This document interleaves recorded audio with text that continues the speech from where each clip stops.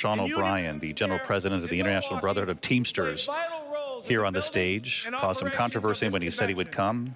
Invited by the Trump campaign. They have not endorsed yet.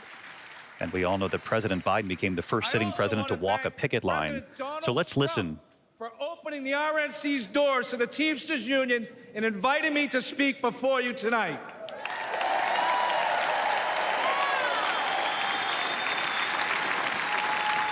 I travel all across this country and meet with my members every week. You know what I see? An American worker being taken for granted.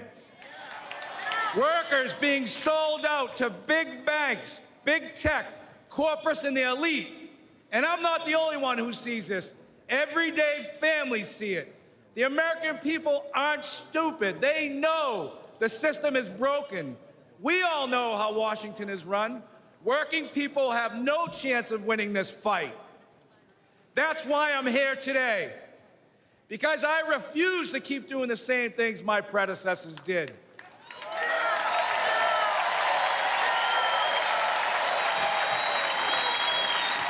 Today, the Teamsters are here to say we are not beholden to anyone or any party.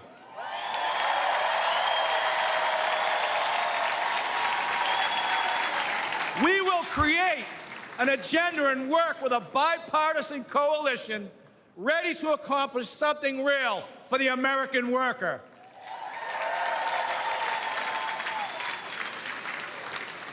And I don't care about getting criticized. It's an honor to be the first Teamster in our 121-year history to address the Republican National Convention.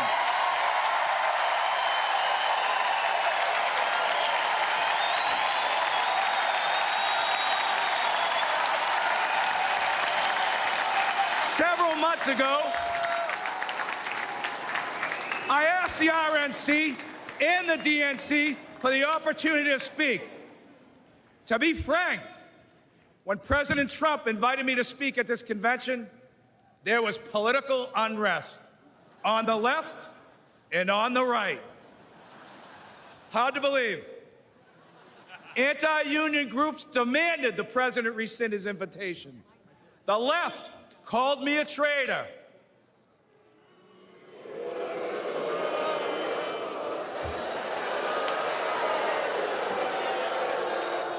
And this is precisely why it's so important for me to be here today.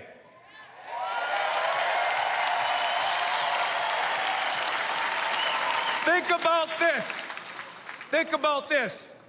The Teamsters are doing something correct. If the extremes in both parties think I shouldn't be on this stage.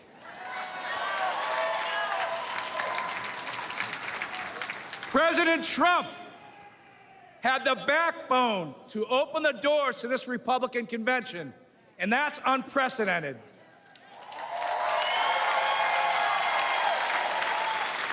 No other nominee in the race would have invited the Teamsters into this arena.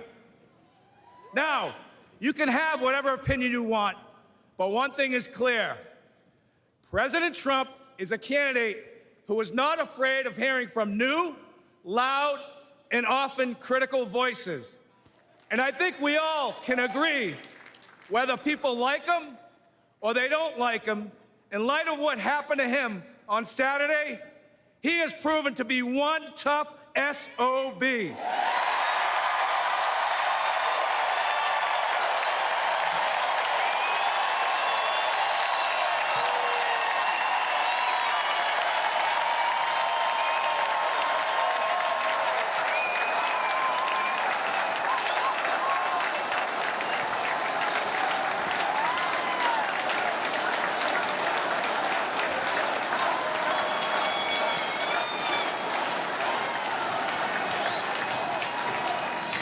Now, when I won the presidency of the Teamsters in a national election 2.5 years ago, we started reaching across the aisle. In the past, the Teamsters have endorsed GOP candidates, including Nixon, Reagan, and George H.W. Bush. But over the last 40 years, the Republican Party has really pursued strong relationships with organized labor. There are some in the party who stand in active opposition to labor unions. This too must change. And I want to be clear, at the end of the day, the Teamsters are not interested if you have a D, R, or an I next to your name. We want to know one thing. What are you doing to help American workers?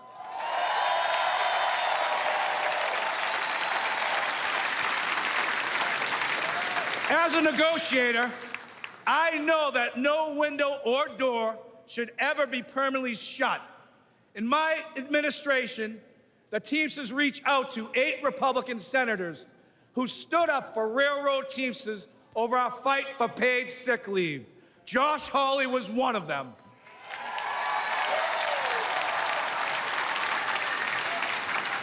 We started talking.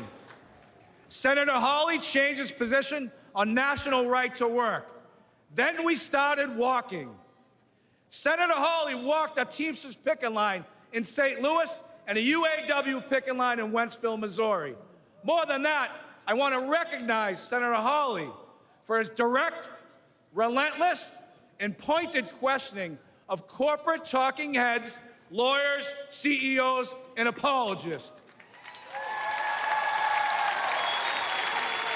He has shown he is not willing to accept their pillaging of working people's pocketbooks. I know from a career in negotiating that you get nowhere by slamming your fist on the table. The first step is to listen. The Teamsters and the GOP may not agree on many issues, but a growing group has shown the courage to sit down and consider points of view that aren't funded by big money think tanks. Senators like J.D. Vance, Roger Marshall, and Representatives Nicole Malliotakis, Mike Lawler, and Brian Fitzpatrick are among elected officials who truly care about working people. And this group is expanding and is putting fear into those who have monopolized our very broken system in America today. There are far too many people on both sides of the aisle still caught up in knee-jerk reactions to unions, who subscribe to the same tired claptrap that unions destroy American companies. Take a moment to consider United Parcel Service, which is the largest private sector logistics company, and it's been unionized for more than 100 years. More than 350,000 Teamsters make it run. We work for good middle-class wages, quality health care, and secure pensions. There are work rules that ensure fairness and due process for both sides. UPS is the most efficient package delivery company in the world.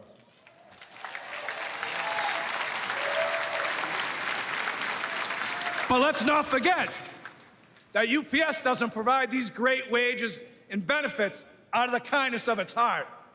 UPS does it because the Teamsters fight for it, all 350,000 of us.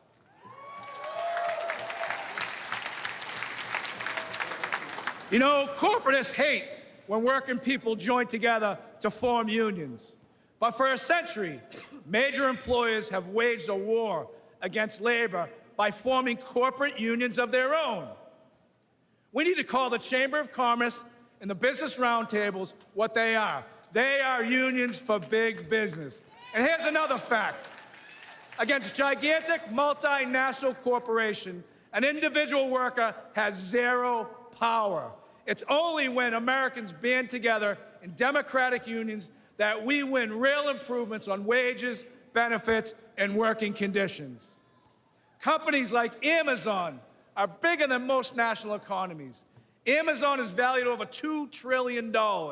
That makes it the 14th largest economy in the world. What is sickening is that Amazon has abandoned any national allegiance. Amazon's sole focus is on lining its own pockets. Remember, elites have no party, elites have no nation. Their loyalty is to the balance sheet and to the stock price at the expense of the American worker.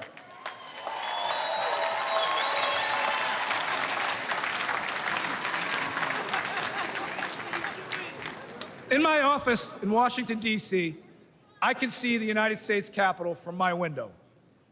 I see well-intentioned people arrive in Washington and get eaten up by an unforgiving system. The responsibility to average Americans takes a back seat. The objective now becomes survival. Fundraiser after fundraiser. Corporate consultants hedge every initiative. The Hill crawls with lifers, bouncing from government jobs to corporate jobs and back again. I think we can all agree D.C. is a pretty treacherous area. Most legislation is never meant to go anywhere, and it's all talk. And in America, talk isn't cheap. It's very expensive, and it comes at the cost of our own country. Working people know our system is broken. The elites are not laboring on behalf of workers.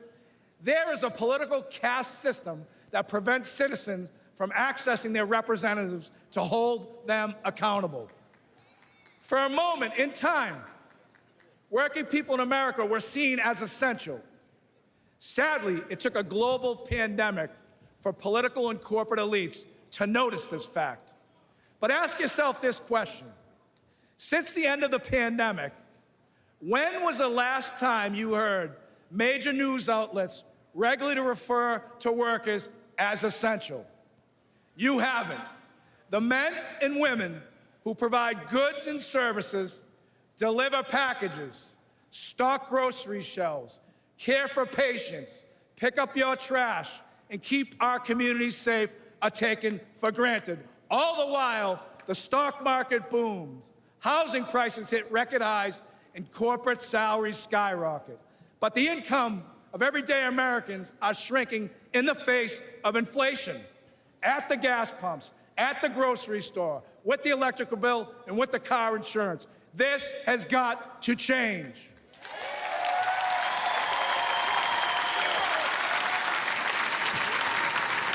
Never forget, American workers own this nation. We are not renters. We are not tenants. But the corporate elite treat us like squatters, and that is a crime. We've got to fix it. Now, this will shock you. This will shock you. To paraphrase Senator Mark Wayne Mullen, it's time for both sides of Congress to stand their butts up. We need trade policies that put American workers first. It needs to be easier for companies to remain in America. We need legal protections that make it safer for workers to get a contract. We must stop corporations from abandoning local communities to inflate their bottom line. We need meaningful bankruptcy reform.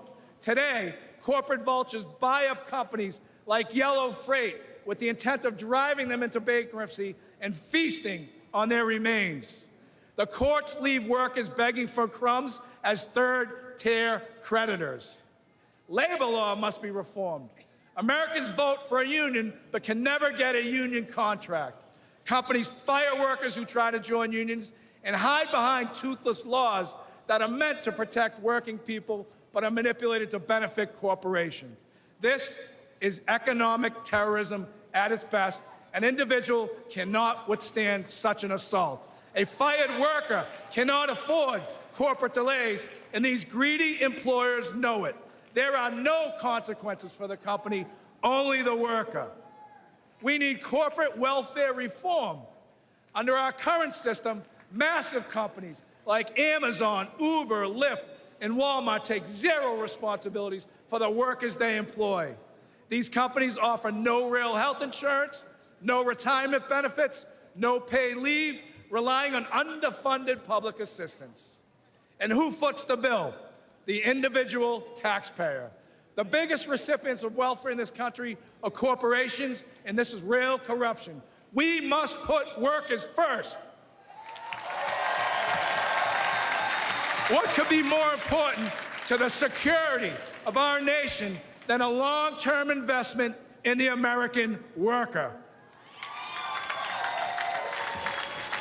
In 2021, Teamsters nationwide elected me to fight for them, and that's precisely what I'm doing. Something is wrong in this country, and we need to say it out loud. I will always speak for America and the American worker, both union and non-union. I challenge each and every one of you, and especially my friends on the Democratic side, to embrace cooperation, to truly collaborate, to achieve meaningful and productive change, to ensure we make this great nation in this world the bigger, faster, and strongest nation in the entire world. I love this country. The Teamsters love this country. Our 1.3 million members move America on the roads, in the ports, on the rail, and in the air. And at the end of the day, if the powers to be stop me from raising my voice on behalf of American workers, I will not have one single regret. I still carry my commercial driver's license. I still have my place on the union seniority list.